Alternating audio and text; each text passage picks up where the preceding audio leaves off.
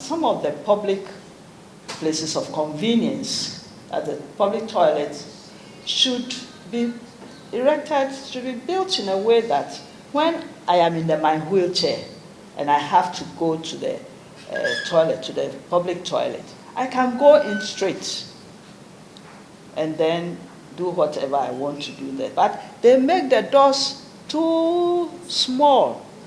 So most of our colleagues in the wheelchair, they'll have to come down and, excuse me to say, to crawl. And you know how public toilets are handled in this country. It's not fair. We don't treat our persons with disabilities fairly at all.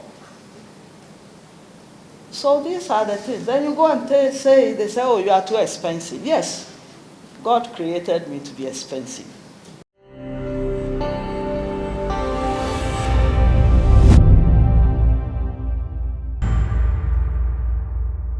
It's true that what he said, that I am a strong advocate for persons with disability.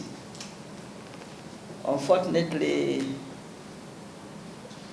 in Ghana, we don't have that strong advocacy for persons with disability. So I think with this conference or this meeting, we will be able to come out with very cogent issues that will help the disability community come up strongly. After the Global Disability Summit, we realized that a lot of things, which was co-held by Norway and Ghana in February this year, efforts were mobilized to implement the UN Convention on Persons with Disability. And I realized most of the articles in the convention has a link with the SDGs, which also has its mantra as leaving no one behind.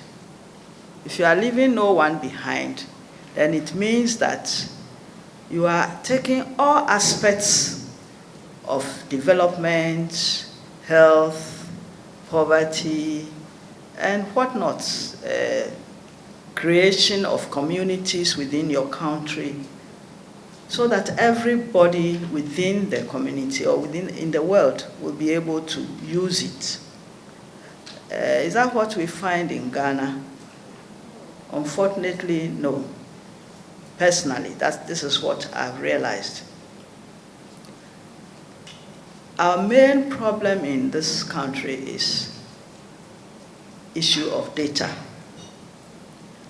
We handle data as if it's an egg. If you leave it a little bit, you are afraid it will fall down and break. And we know that when eggs fall down, you cannot gather it up again. The last census that was held, I hear, we had 8% as persons with disability in Ghana.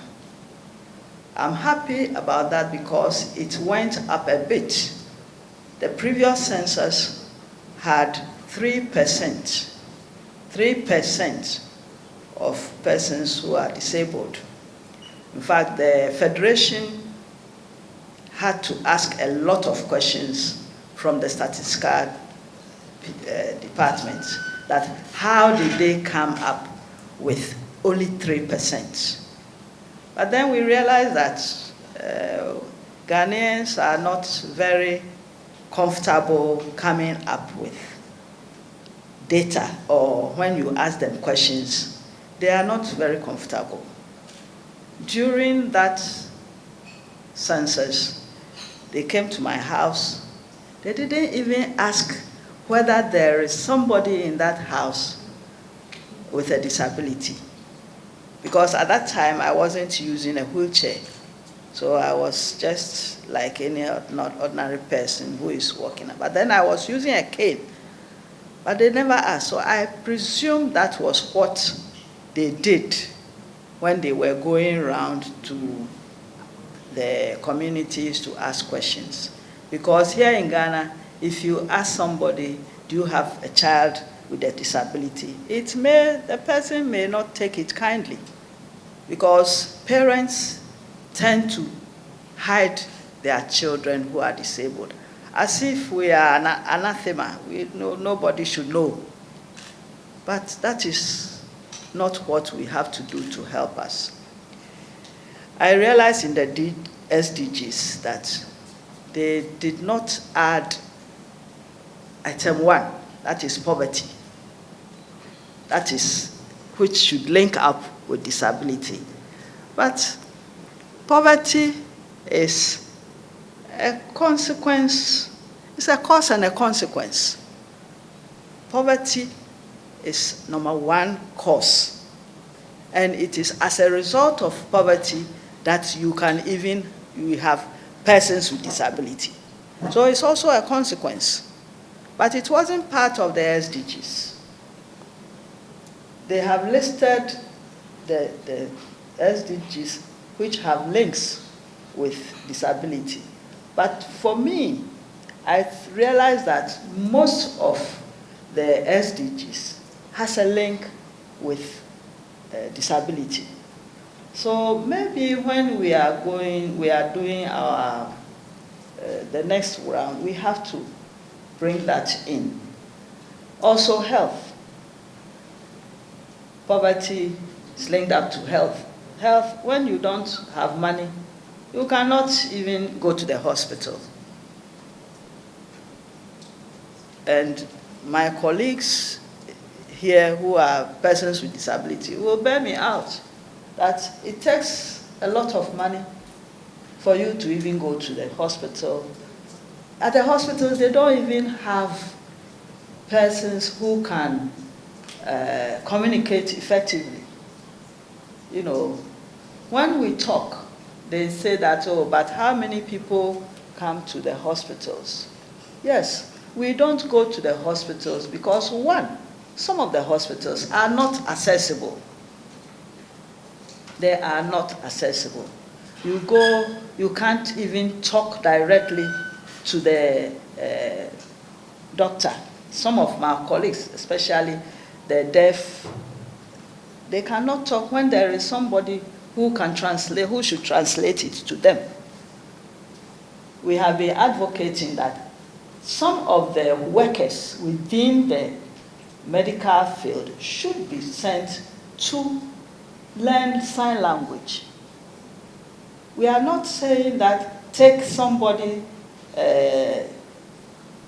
outside, train the person, for the person to come and sit down doing nothing until a person with disability comes there. The staff at the health centers, the hospitals, some of them should be trained so that immediately somebody comes to seek medical attention, you have to find out whether the person needs a sign language interpreter or what. That is all we are asking for. We are not asking for the moon.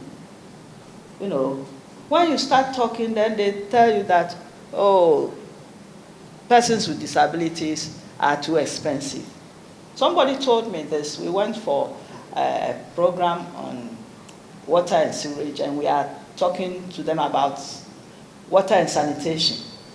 And we're telling them that some of the public places of convenience, at the public toilets, should be erected, should be built in a way that when I am in my wheelchair and I have to go to the toilet, to the public toilet, I can go in straight and then do whatever I want to do there. But they make the doors too small.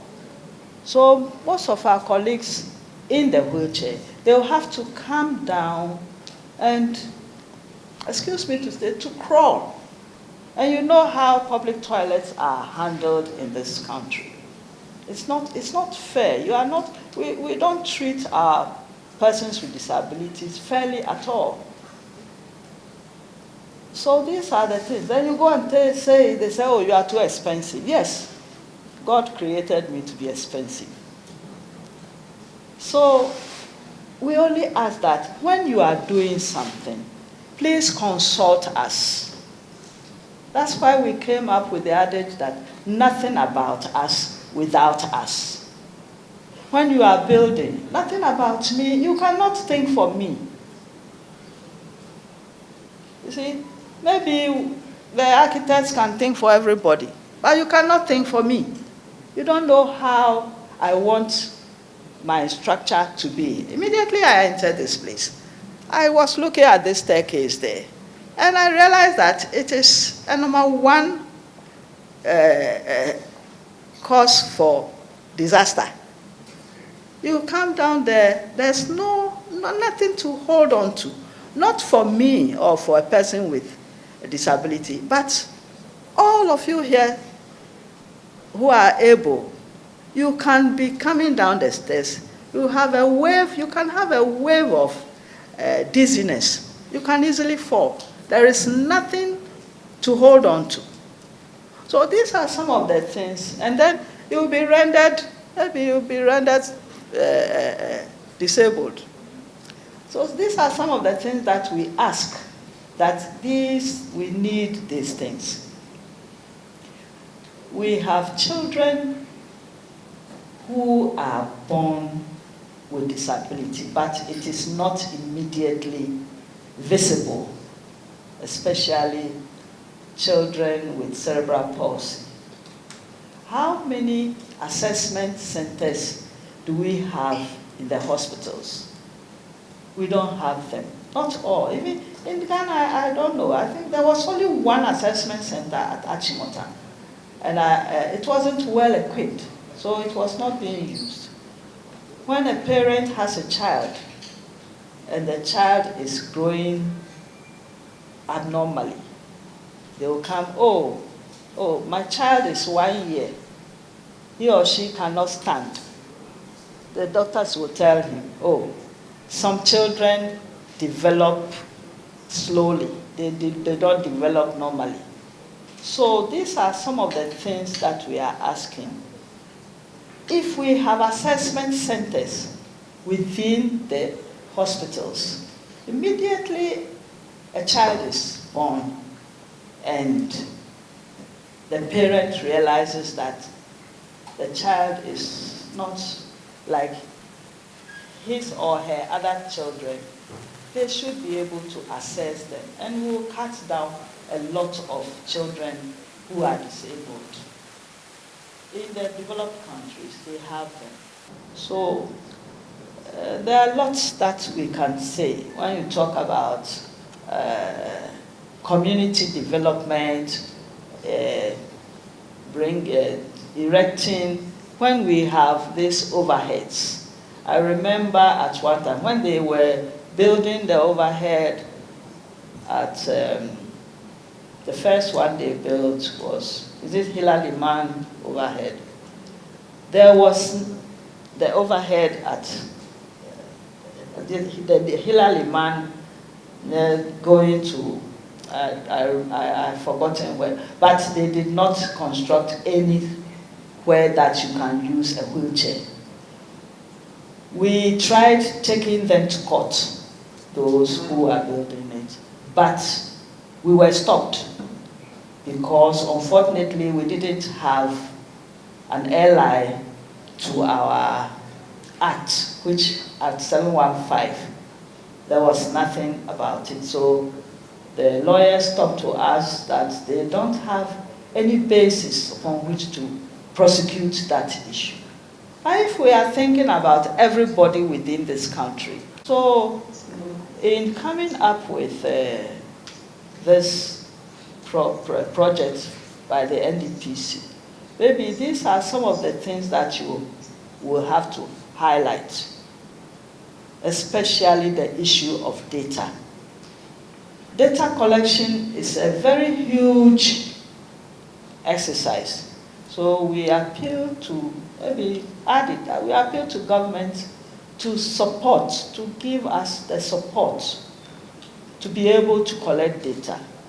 When we collect data, we will be able to plan effectively for us.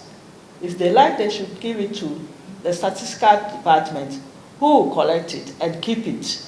If they have been able to get 8% of us being disabled or persons with disability, obviously if they are given the funding to collect data all throughout this country, we will get somewhere, so that in planning, the person who is planning for the able-bodied people will also think of the persons with disability, especially the different categorization of disability.